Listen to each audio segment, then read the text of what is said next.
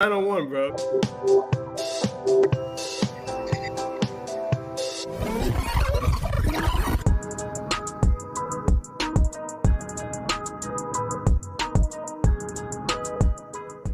Hello, ladies and gentlemen. Welcome to episode 7 of Rewind with Ro. I'm your host, Ro Carter.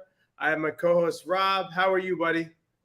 I'm surviving. I'm doing better. You know, I had a unfortunate circumstance last week, and I wasn't able to be on the show. My dog passed away, and it was just a very rough week. But you know, I am here, and I am thriving and in the memory of my beautiful baby. I want to check out his page. I mean, you gave tributes to your dog, and that was beautiful. I saw that over the weekend. So shout out to your. What was your dog's name again? Demi. We talked about that on the show a couple of times. Yeah. Well, we spoke last week, and there's no way we could have done a show without him being emotional wreck. So I would have been a wreck. Yeah. A wreck. So shout out to Demi. Thank you, Ro. I appreciate that. Yeah, of course. And that's dogs are, and animals in general. They're just like a part of our expenditure of our bodies, you know. They are. They're like, we literally wake up with them, go to sleep with them. Yeah. They're closer than our significant others, you know. Exactly. Quite often. What dog does to me. I don't let you do that. So you know, you feel that. So shout out to the dog and everything, and everybody who has a loss recently. So anyway, we are here. I apologize, ladies and gentlemen. I'm a Yankees fan. It's opening day of baseball. I am alive. And alive is code word for. Yeah, we're going alive. So, I live in Miami now, so I went to the Marlins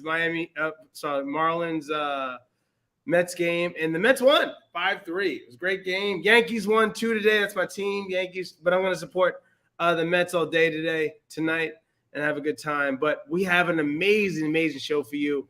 We have one of the best, I think, boxing movies in a while. We'll see what. Listen, I don't know. We're going to get on the other side here. I'm just telling you my feel. This is the first film ever shot in IMAX when it came to being a boxing movie or a fighting movie. You normally, when you got those close scenes and interactions, it was Marvel doing that. And so now we're seeing this IMAX, and Creed is the first one to do this. All the boxing movies you ever seen in your life never had this before. So when I went in there with an open mind, I was like, oh, wow. And so in that. So anyway, Creed 3 is the movie we're reviewing tonight. I hope my sidekick Rob. Do you want me to kind of take the lead here? Yeah, you might want to. No. Okay, so Creed 3, of course, we know Creed 1 was the story of Apollo Creed, who was being trained at the time by Rocky Balboa, who was his former, nemesis and friend was Apollo Creed, and Adonis Creed, played by Michael Jordan, was trained by him. And then in the second Creed, we saw an iteration where he became the heavyweight champ. And then now that leads us into Creed 3, where we meet a since retired heavyweight champion, Adonis Creed. And this story explores sort of his origin story and how he came into boxing in a relationship with a former friend who then pops up post his retirement and kind of shakes up his life a little bit. So I don't want to give away too much, but how you want to dive into this, bro? You want to? It's been 2 weeks. So first, I don't think the whole world's seen it though. It's been 2 weeks. It's been 2 weeks. You've been seeing a movie in 2 weeks nowadays. It's over. Not on streaming yet, so everybody hasn't seen it. Oh, you're right. When it's streaming, the world's going that. So, do we want to go into do we want to discuss the movie and then go into what's going on in the real world, or do the movie and then go into the real world? Well, we can pop into the real world first because I know you like to start off the show with like what's going on, current events. So we can just jump right in with that. I'll just start with that. Normally we do just a recap of what's going crazy in the news nowadays. Besides another mass shooting that God damn it. I apologize again. The views and stuff I'm about to say right now is not Black Films reviews at all. It is Ro Carter's reviews. It's my opinion and how I feel about certain things. Rob Smith as well. That's his view as well. Nothing with Black Film, but another shooting with 6 people dead, including 3 children, which is just heartbreaking. It's heartbreaking. So no jokes. All jokes aside, I remember back in the day when comedians would say, listen, when 3 white kids get killed or a bunch of white kids get killed and you didn't change the laws, ain't nothing gonna change. And sure as hell, we're here in 2023 and another shooting has happened. And when you look at the politicians and what they're saying, oh, it's not a political thing, it's not this or that, it's about people. And then I actually posted this today, and I think I'm proud of it. Maybe you can say I'm crazy, whatever it is. You should have right to bear arms. I don't disagree with that whatsoever. But a semi-automatic weapon, I don't think anybody should have the rights to have. If you want to shoot at a range, go shoot a bazooka. Be my guest. Go at a range. But when it comes to that, it's those things that we don't consider about who are harming and what goes into effect there. So I was really messed up when there's, since I've been alive, this has happened since the Clinton era, and it's gotten bigger and bigger and bigger. And when people buy more arms, when they say, oh, we're going to cut down this or another, when they make it political, they say another Democrat's going into office. So more people buy guns, and there's no jurisdiction about what you're going to do, what's going to go on. Which is my biggest gripe with it, Ro. And I'm going to tell you this. You know what? What are the first 3 words in that amendment? It says a well-regulated militia. And all we're doing is fighting regulation. Everyone is asking, we're not asking to round up everyone's guns. We're asking for regulation in the types of guns that are available. Who has access to these guns. It's just it's normal, everyday. I think most Americans agree that these reforms need to take place. But of course, the money that's being funneled into the hands of politicians by lobbyists is more important to them, in my opinion, than the lives of these innocent civilians who keep getting mowed down by these by these weapons that don't need to be in the hands of a normal citizen.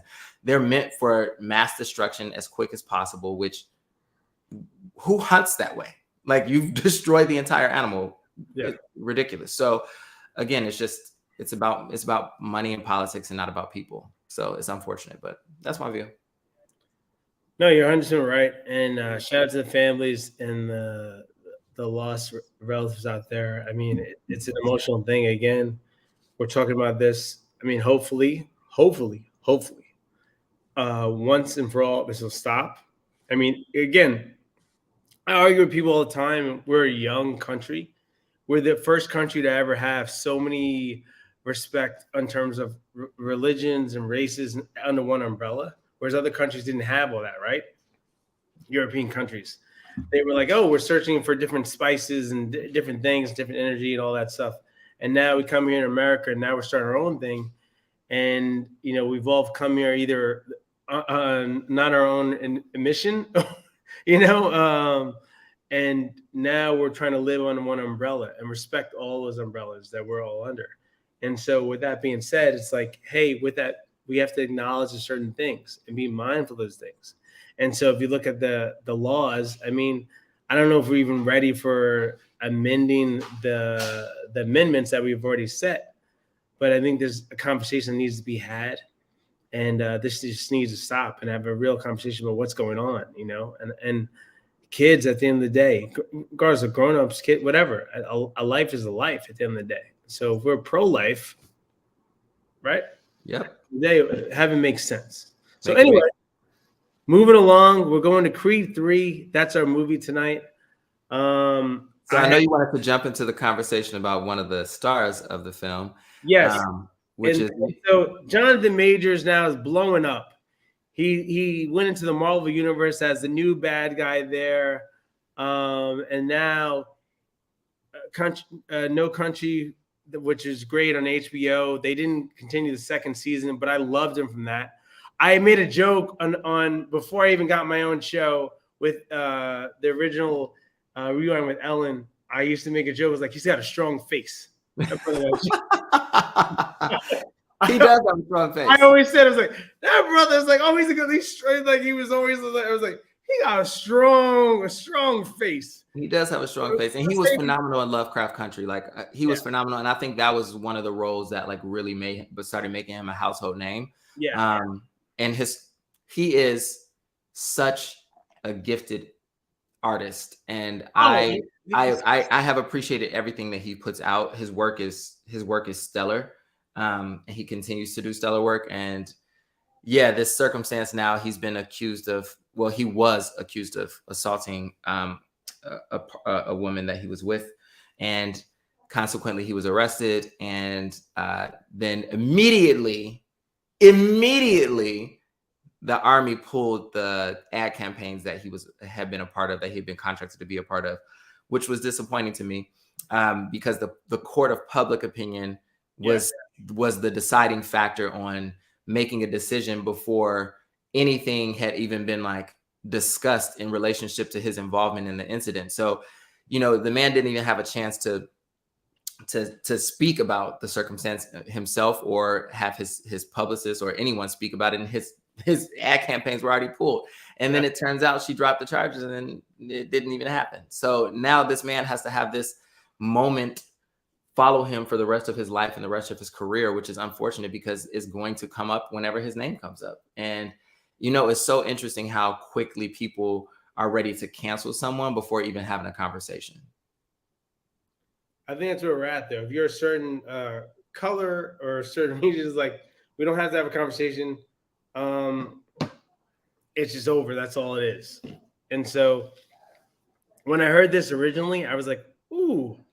I was like, no, man, brother, you are building. I was like, they're trying to just take it from you. And I watched a million interviews because this is in the realm we're in. And I was like, you know what? Let me see the interviews that are going on. Michael B. Jordan, Jonathan Majors, all of them were together. Tessa Thompson, they just were in a crew together. And so you don't want to believe when you hear something like that. It's like, whoa, no, there's got to be something to this. Got to be more to this. And so it reminded me of the Rihanna situation, right? It was like, hey, I got a text. I was looking at my phone, and then wifey grabbed my arm, my wrist, and I don't know what happened. And then altercation happened, right? And so I will just say this and leave it at this before we go into the movie. My mom told me this, and I've said this before in the show. Listen, certain rules that you have to live by in order to live in this society and live in life with peace. And it's like, never slap a white woman, number one. Never slap a woman, number two. And it was she said it like that when I was 13 years old. She told me that. No, I hear you. And honestly, that speaks volumes of how I even react to certain people. You know, a dude's a dude, but like straight up woman's coming at me. I react differently. I'm like, yo, I'm walking away. I'm doing this. Even if I'm in the right. And that's the hardest thing to understand. Even if I'm at a stature, like, you can't touch me right now. You are always touchable as a black man in society. You are always touchable. And I think we forget that. And I had to remember, again, strong face. He's 33 years old. I'm thinking this dude is older than me. Rob, seriously, hear me out. He looks older than me. Rob. Seriously, Rob. He got a strong face. Strong. but look, and this, I'm thinking that like that younger generation doesn't understand. Like that 30, 33, it's a different mindset of how your parents raised you than I was raised. We're still in that umbrella. I'll say for myself, I won't put Rob in a bubble, but like we're still in that umbrella. I'm still in that umbrella when my mom is like, yo, straight up, like someone covers your drink, make sure, you know. And I was like, Mom, I want somebody to put something in my drink. No, you don't. No, you don't. No, back in the day. It was a different time. Not champion that. But look, I agree and I understand. And when it first came out, I was like, look, I don't ever want to be the person who says, oh, this person's probably lying. So I was like, I want to, you know, let this play out before I start going, shame on him, or I don't believe her. Like, I didn't want to have an opinion either way. but I also was of the mindset that I'm not going to cancel someone before they have an opportunity to have, to have their day in court. Like if this would have played out the long way and he had his day in court and the decision was made, okay, cool. Then we can like kind of say this may have happened. But just from, and I don't know him, but just from, the presence that he's exuded from, as he's progressed into becoming a person who's a household name, it didn't seem like something. It didn't make sense to me. And I was like, this is strange. It's coming, but who knows? That could be his secret life. Who knows? But, so I was like, I don't want to shame him and I don't want to cancel him, but I also don't want to say, she's a liar. So I was like, I'm not going to have an opinion. But immediately this man was losing jobs. And I'm like, this is crazy to me. Like we're so quick to do this in certain circumstances. And then there's a lot of people out there who've been abusive, who've been caught on. Rob, Dana White, fucking sorry. I'm sorry. Yeah. There's been a lot of people who've been caught on camera. Dana White slapped his wife in this film. There's actually tape, and he still owns his business. Not saying it was like, what do I do? You're gonna take away my business? I'm like, yeah. You partial on the mind of that. We shouldn't be the face of it. Absolutely. And then you start a whole slap business where there's a business now where you can slap somebody and you're making money off that. That's what I'm saying. It's just like, come on, man. Yeah, like, the victims of cancel culture are quite often, I think more than often Black entertainers. So, like, it's just the reality of what it is. It rarely happens the other way, but quite often we're canceled. And unfortunately, a lot of times we support the canceling of our own people. And like this also reminded me of like, everybody be so quick to just jump on the bandwagon of cancellation. Like, I'm not going to even bring up other people in this conversation, but yeah, unfortunately that happened to him. I hope it doesn't follow him now that it's been, stated that whatever he was accused of didn't really happen in the way that it was, he's the one who actually called the police is what's coming out now because she was having some kind of episode. So, the best of luck to him. And I hope this doesn't like follow him forever. And unfortunately it tarnished him in the height of like his success right now. It's unfortunate. Yeah, and the last thing I'll say on this, I almost we have a group chat on Black Film, and I was emotionally hurt because as a Black man, I was like, you know what? I've watched a lot of his interviews lately, and he's one of his teachers, went on live with him and came. They didn't know, and he was very so emotional, and so. He's an emotional actor. He's such a good actor. And so I'm kind of scared of how now he's going to be limited of what his trust is with the craft and who he could be, because of what happened. And you saw that. I was like, hey, even when Michael B. Jordan, he invited him up to like speak for him when Michael B. Jordan got a star on the Walk of Fame. And so he spoke for him. He's like, hey, the haters out there. They said the haters. And think about that. That's so huge. There's a video that's amazing, by the way, of them too. It's a music video. I won't go any more into it, but it's funny and has them like just, it's a great music video. And they have their faces on the characters in that music video. And like, that's just taking its own thing before this even went down. And so people are going to hate and do whatever they want to do. But, we are seeing with a young Denzel right now, right? And a Sidney Poitier in the both of them. You might disagree with me. We're going to get into that a little bit. In the both of them? I'm just saying this is going to be interesting right now. But I'm just saying in terms of Black actors in the future that I just think it's very interesting to see where we're at right now. Oh, wow. Okay. All right. Let's get into Creed 3, everybody. Anyway, Creed 3. Rob gave a synopsis of what it's going down. First of all, what do you think? Have you ever seen a Rocky movie, let alone any of the other Creeds? Of course, I've seen all the Rocky movies. I will admit that I haven't seen the other Creed movies. I will admit. Okay. But I don't think I needed to see them in order to see this film and understand the trajectory of his like story. And that's what I really wanted to talk about first was story. Interestingly enough, right now I'm taking a writing class with one of my acting coaches who's now also, he's a successful writer. His name is Hal Ozen.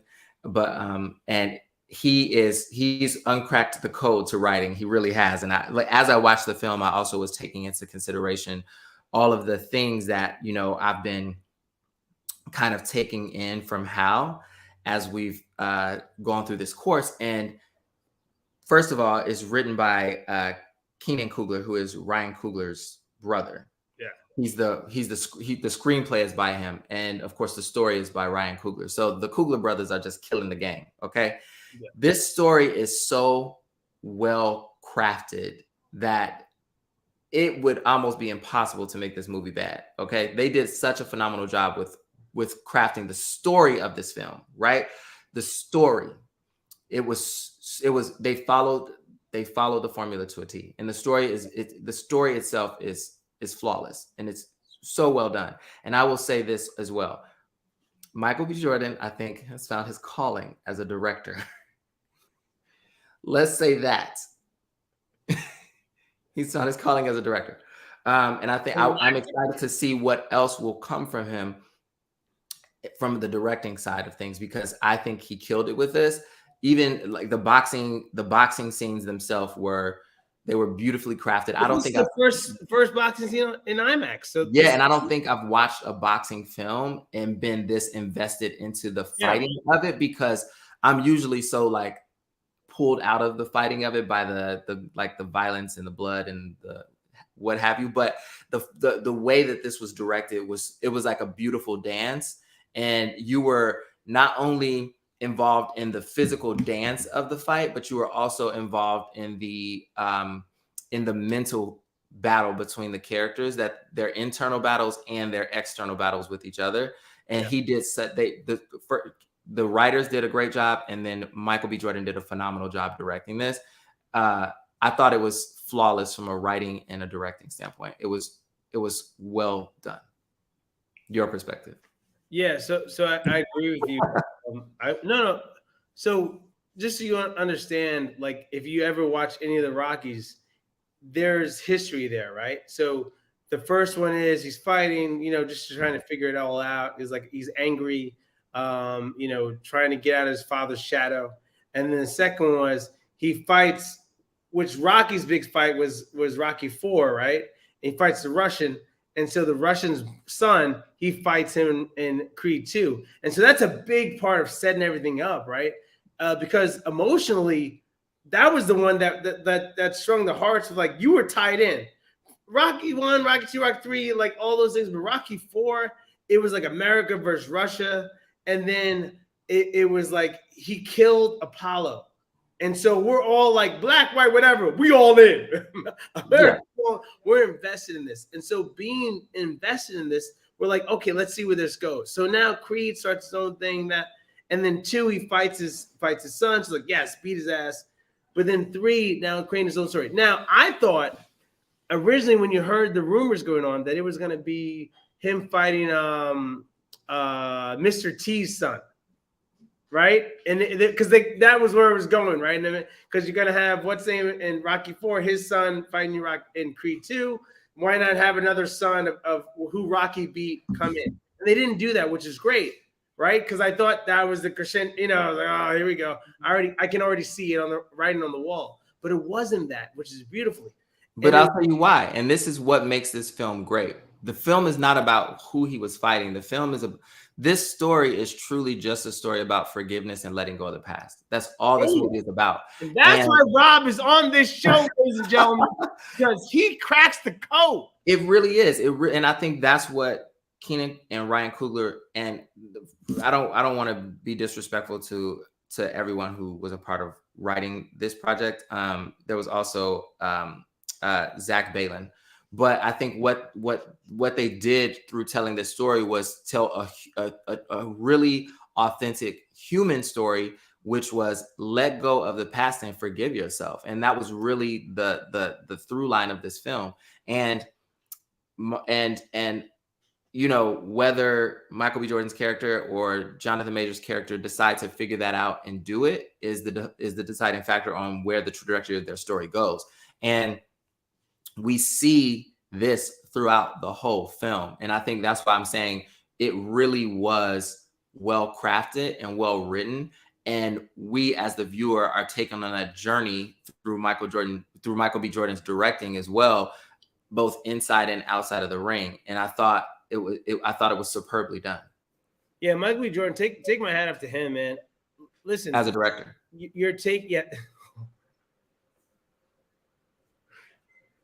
Wow, he's not going. Okay, all right.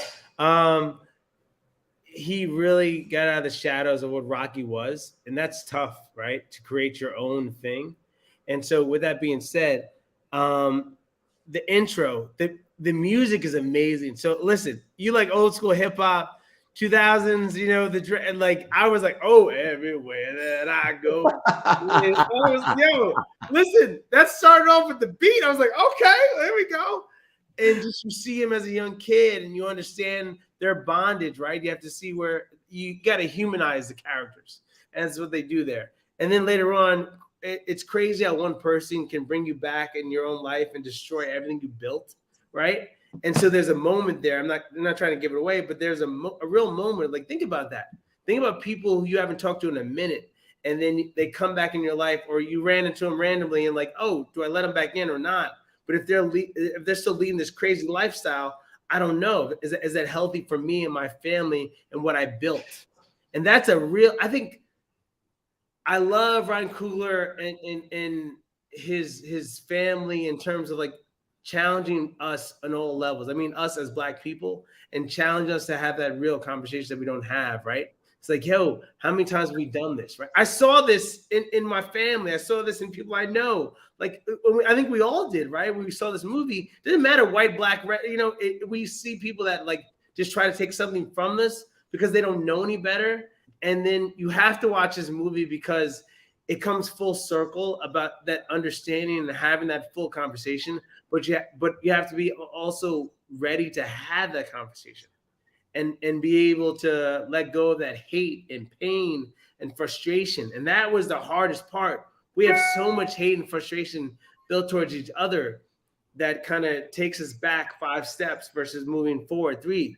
And so that was a big, I mean, I was emotional and all this thing. I didn't cry. I didn't have me. No. Because look for movies to have that tear moment. I didn't feel that one because I knew these characters, but I felt the tear moment later on where Felicia Rashad. And I was angry at Felicia Rashad.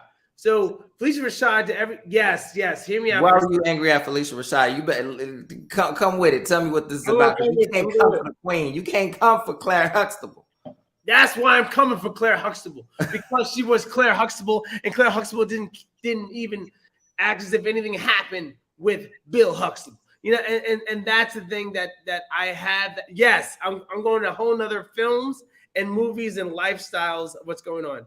I love Felicia Rashad. She's been a mentor to me, a mother figure since I was a kid. I met her sister, who ran Fame and all that stuff when I used to work in the fitness industry. Debbie Allen.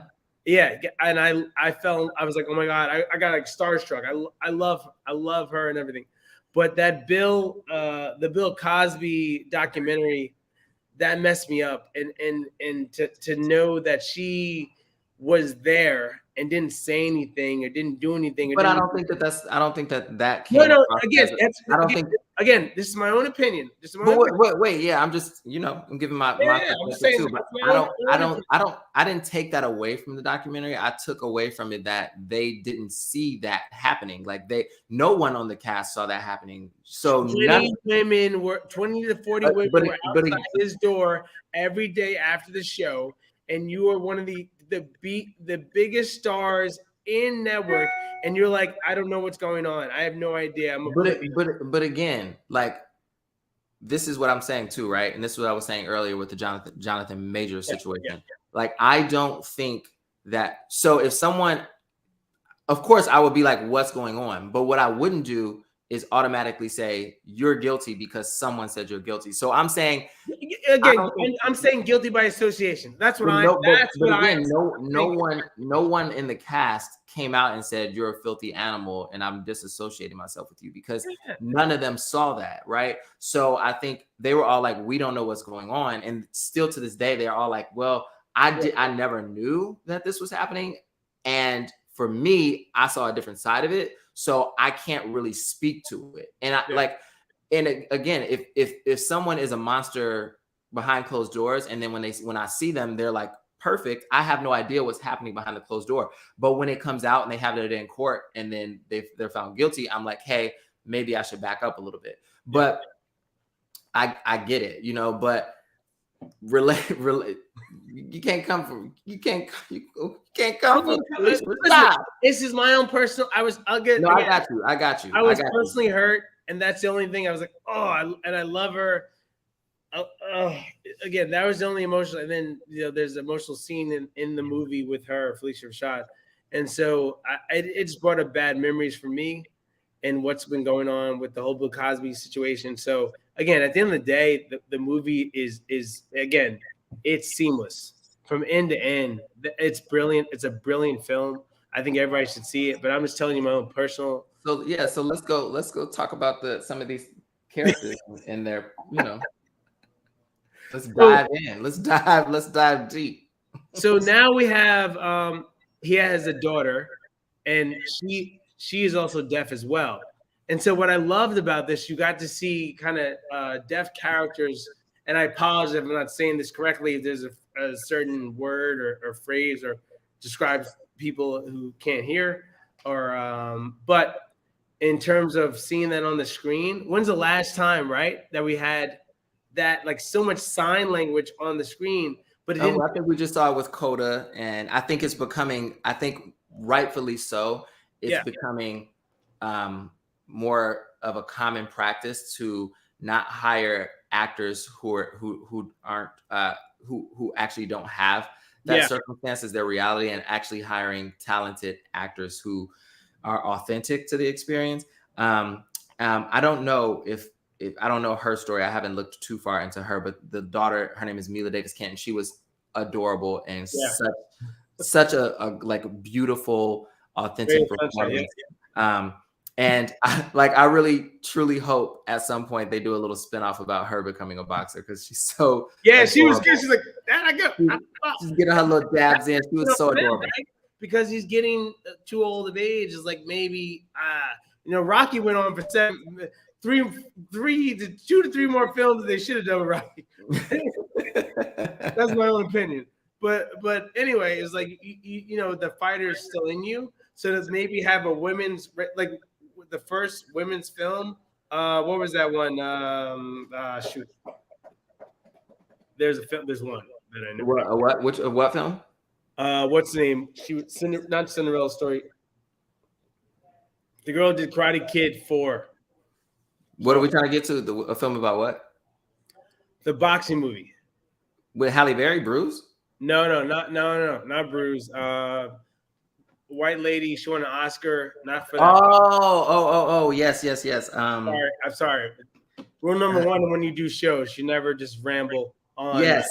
So I apologize, everybody, off the cuff. But $1 Million Baby. Yes, thank you. There we go. What we do? $1 Million Baby. I was like, let me. Ask my friend Google. Give Rob a second, he'll figure it out. But $1 Million Baby. Hilary Swank. Yes, but Halle Berry also had Bruise, which was great. But again, another boxing movie was like a real closer to just a real life kind of boxing movie. That was it. And so it'd be interesting to see if that's how they transitioned, right? 10 years later, 5 years later. But again, that's what I think this was about. This wasn't it was masked as a boxing movie, but this is really just a human story. It was a story about connection. It was a story about forgiveness. It's about a story about letting go of the past, but it was like through the lens of a boxer. So, and I think that was I think that is a testament to the strong writing of Keenan Coogler and the strong story of Ryan Coogler, who again are just killing it. So what did you think about performances in the film? Let's just get to it. No. See, before we get to that, Rob, you really asked. I think it's bigger than that. I think it's bigger in terms of Black men being able to communicate their feelings. And so what we see later is with Yeah, that's the thing, right? So Michael the B. Jordan just being communicate with his wife and no, understand. but if you realize, if you watch, and I'm gonna break it down for you. Okay, Right? all right. We're going to learn something today. Yeah. So everything in their relationship was essentially fine until it came to him dealing with the trauma of his past. Yes. And whenever she tried to communicate with him about the trauma of his past, he couldn't let it go. He couldn't get past the trauma. And then those are the moments that him and Tessa Thompson, who is phenomenal, those are the moments where they couldn't move beyond the barrier that they were stuck at. And the barrier was him not letting go. He could not let go and forgive himself for what had happened. Yeah. And that was the issue. That was the issue in their relationship. That was the issue in his being able to, that was his issue in the ring. That was always the issue. And if you notice, what happens right before the final round of his fight, his coach in the ring, who is played by Wood Harris, he comes up to him and he literally says it 8 times, maybe. I don't know if I counted right. He said, "Let go." Yeah. Let go. Let it go. Let it go. He had to let go of his past and wipe the slate clean. And then we have that big culminating moment at the end where he sits down with Jonathan Majors and they're able to say, "I forgive you. Let's wipe the slate clean." Because the whole film is just about him letting go. It's about forgiveness. Yeah, it's a big thing about forgiveness. And again, I was just bringing that point up that, again, I think there's a lot of people of color that are going through that forgiveness state, right? And don't understand how to forgive, let alone that I need to forgive. Yeah, absolutely. And so later on in the film, I'm not trying to give anything away, but like, it's that come to real moment, like, yo, I need to talk about that and really just be honest with myself. Is it me or is it them, or like what's going on? And so I love that film, and I think if you're cognizant about what's going on in your life, you'll see that. It might take a little bit, but like to realize, oh shoot, where am I at with my relationships? Where am I at with the people that I grew up with? Are they helping me or making me worse? Or where do I want to be? Do I want to still keep holding everybody? Do I feel guilty about my adventures that I've had and accolades that I've sort of claimed in my life, or do I just keep going about my business, right? And that's a big thing. I think when especially you struggling out the hood, and someone's covered for you, and that was a big thing too, right? Because is dealing with that. So we're going to go into the acting part of it. I think everybody was great, but Rob, tell me where you felt that there was something missing. Well, I'll tell you where I didn't think something was missing. So, of course, I've always said this, and I'll say it till I'm blue in the face. I think Tessa Thompson is such a like dialed in, connected, phenomenal actor. And interestingly enough, I have a really close friend who wrote an independent film in like 2016, and she shot it. And this was before Tessa Thompson was, the big household name that she is now. She was definitely on the rise, but a friend of mine, a really close friend of mine, wrote a very beautiful but dark short film called Saltwater, and Tessa Thompson was in it. And that was like my early introduction to her. So I was like in a circle of friends who were like really close friends with her. And I saw her work, and I'm just like, this woman is great. Like, she's so good. And then I just from the outside saw her rise. And she's so talented. And then to see, on the screen again, Jonathan Majors, who I think has essentially, like, since he became this household name, and these people have done such a huge amount of work to become a household name, because they're probably in an episode of every TV show you've seen, or, have a 1-line or 2-line in a bunch of movies, and then they progress to the point where they're now a name that you see all the time. And when Jonathan Majors became that person after Lovecraft Country, and like everything we see him in, so subsequently to follow, his work is just so dialed in and so tapped in. Again, the young lady who plays the daughter, Mila Davis Kent, who is a deaf actor, and she's so incredibly connected in every scene, and she's so adorable and funny. And then also to see, I know you take issue with it, but I love Mama Rashad. Yeah. I love Felicia Rashad, and like she can do no wrong on screen to me. So, and the young man Spence Moore, the second, who is in All American. I just think all around they just had a really great cast, and and of course Wood Harris is great. And again, like I said earlier, I think Michael B. Jordan has found his calling in directing, and it was so well directed. And I just leave it there. I just thought it was great. So you didn't see the other two Creeds. So to understand Michael B. Jordan, let me tell you something. I had my opinion about this brother. He was always he always played an angry black man. I will say it. And anything is ever stationed. He's every movie that I've seen him in.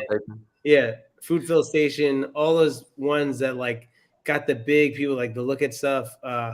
Wakanda was when he kind of separated a little bit, but he was always like the angry black man. He's in Wakanda, he still is the angry black man, right? And trying to do right by us. But he always played that role. And so what I saw this is where Michael B. Jordan kind of separated himself, and he actually I got to see him like old school Wire, like he was acting, and he wasn't playing the angry man anymore. He was playing the man dealing with demons and trying to work through some stuff. And so I love this level that I got to see from him, and it opened up a whole nother door for me. And I was like, I listen, I put him up there. You might not, but I put him there with the Leonardo DiCaprio. In terms of like you've had these films, and then I just see the same people all the time. Same typecast. And then I was like, oh wow, I'm seeing something different from you, and I haven't seen that from you in the last 10 films that I've seen you do. And so I love in this film, I'll say personally for me, I was like, oh shoot, Michael B. Jordan. Like, oh, who's this guy?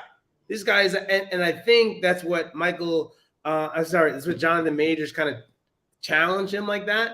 It's terms of like, hey man, brother, I'm an actor, I'm a thespian. I'm old school. I'm really old school, like the arts. I don't know, and I don't want to be too harsh on Michael B. Jordan. Michael B. Jordan has been iconic in some iconic roles like Fruitvale Station, The Wire, Black Panther. He's Creed. He has a career. He has a long career of iconic roles that are going to forever live in the hearts of Black film, goers, that are going to live in the hearts of film goers in general, but specifically Black people, because, some of his characters have been like, they're going to stick with us because they're our favorite characters, right?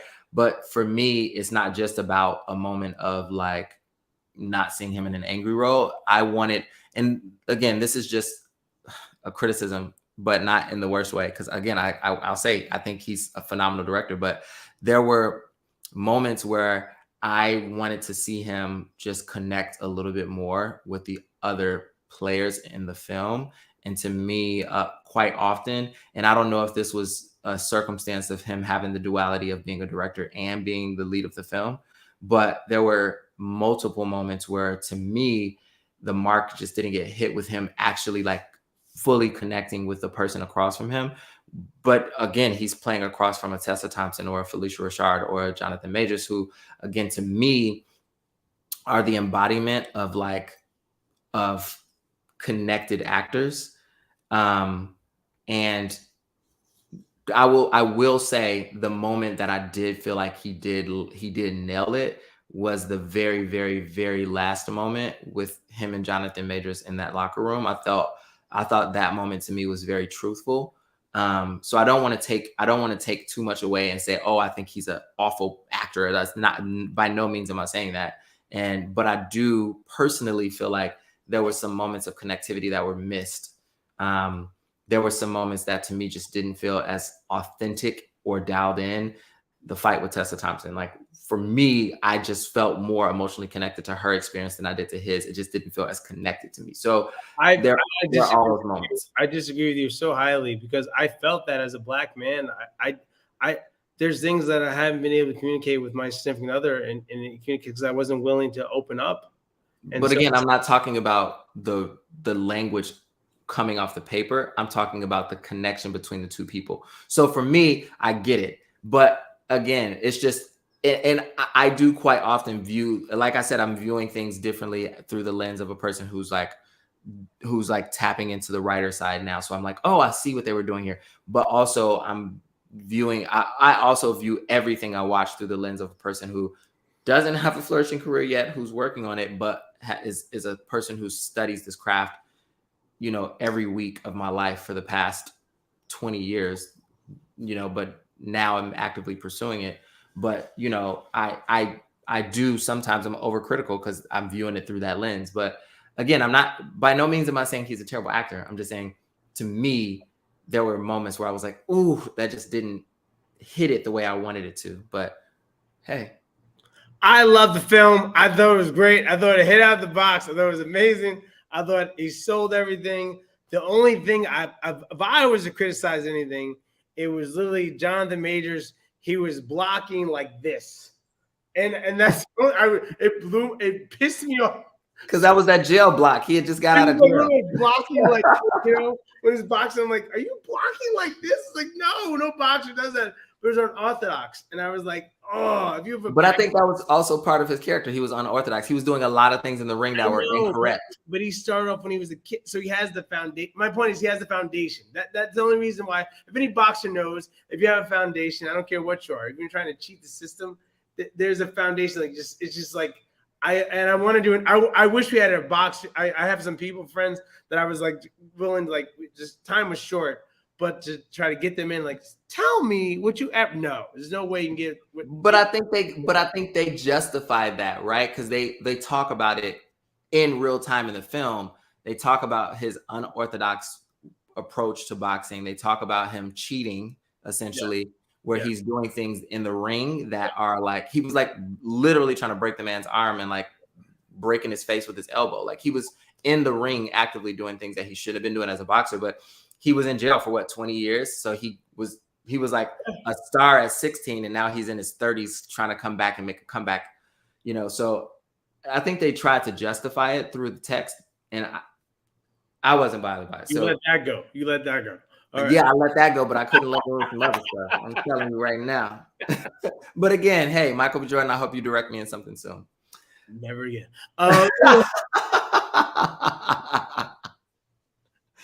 You're so good. Yeah. Anyway, okay. All right. Living in my truth. Listen, I appreciate you. I would would you recommend the film? Absolutely. Like I said, it was a phenomenal film. I thought it was, can I rate it 10 out of 10? I'm not going to even take a star away for I thought. This guy kills me. I'm telling you, the Coogler brothers are killing it. It was so well written, and Michael B. Jordan, kudos to you. It was so phenomenally directed. I'm telling you, at the beginning, I was like, "Is this a superhero movie or a boxing movie?" It was so well directed, and again, Jonathan Majors, Tessa Thompson, Mila Davis Kent, all of these actors. But those are the people that really. So in this, I'll end this last moment here. Jonathan Majors and Tessa Thompson, they really they sell the movie, and Phylicia Rashad. Those three alone, without those solid characters, and those are true thespians. You know, as we see films and great films, there's always going to be that one who's that household name, but they're actually have to sell out because these guys are going to sell the film, right? So hey, I'm going to get you here. I'm going to get us all here to the playing field, but these are the people that are going to sell the movie to you. And I think that's what Michael B. Jordan did in this realm. Is like, he really kind of sold this. Hey, I'm going to set it up for you and close it out. To my Rocky fans, this is a tough one, right?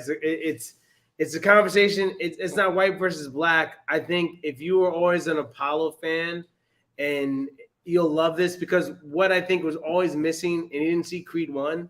Creed 1 had crazy music, and they did this crazy stuff like on the RVs and stuff like that. That Rocky moment where he's run dun, dun, dun, dun, dun, dun. I was like, they try to force it. I didn't feel it forced in Creed 3. That the music you wanted was there. The energy you wanted was there. I was like, oh, I'm ready to go. Like I could watch this movie on the treadmill, and I was like, it would motivate me to run even faster and harder on treadmill. And that's what the original Rocky had. I don't care who you are. If you're an athlete, you love the original Rockies because it was motivating. And this is what you got captured in Creed 3, all that emotion, all that energy. And so I love that I was on the screen. Shout out to all these actors. It was amazing. And now we're creating our own, right? Our own pocket, what we want to do. Shout out to Sylvester Stallone for creating an opportunity. The only thing, and last two things I'll add here before we close out, and if you want to add anything, let me know, is that Apollo originally, I wish Carl Weathers, I wish there was more accolades for him, because without him being so solid in the originals, it just doesn't carry weight. And so he did so much, not only being visually just like ripped, but he carried that energy of like, I don't know, I don't tolerate this. No, we don't do this. And so that doesn't carry into these other movies without him being who he was, right? Yeah. The stature he is. And so that was big. And then the next thing I'll say is, hey, so the cutting guy, I looked this up. I thought, and I apologize, I was so angry about this because I was like, what the hell is going on here? There's a cutting guy here, and I thought it was Edward James Olmos. So remember him in Stand and Deliver and America and Selena? He played the dad. The cutter is similar to that guy. He's not. His name is Jacob Duran. And so I was losing my mind. I was like, why doesn't this guy have a single line? I was like, this guy's been in so many movies. Like he's a legend. And to find out later, I had to Google it, like who it was. It was Jacob Duran. He's actually a legendary cutter for guys after they're boxing and getting hit upside the face. He'll cut you and ice you up and all that stuff. So shout out to him. He looks identical to Edward James Olmos. And so that was the only part that I was angry about the movie. I was like, can we get this guy? Why is he just in here? That's my fun fact there. That's my fun fact. That's hilarious. Anything you want to add, Rob, before we go? No, I just say go watch it. I think it's a great story. It's a great film. All right, we are back. Watch it. Week. We listen. We're back to back now. We are focused now before June comes. So we're doing Swarm. It's I think a 7 or 8 part series right now. It is on Paramount. It is amazing. Check it out. So next week we're gonna be doing Swarm, and then I'm gonna tempt Rob into maybe watching this. I love Grand Crew. Oh, I love Grand Crew. You don't have to tempt me into watching Grand Crew. Season 2, I have an interview with 2 of the cast members from Grand Crew later next month. So I love Grand Crew. That's my people. Maybe we can get something going on with some wine. Maybe have a good time, Grand Crew. But anyway, that is it. Thanks you again, everybody, for tuning in to Rewind with Ro. Yeah, rough day. We're good. Made it through. Thank you, Rob, for supporting us as you always do. You hold it here. And I just try to tip in, do what I can. It's a collaborative process. Collaborative. Yes. You can't spell it, but collaborative. Yes. Thank you, everybody. See you next week. Peace. How's it going? Peace.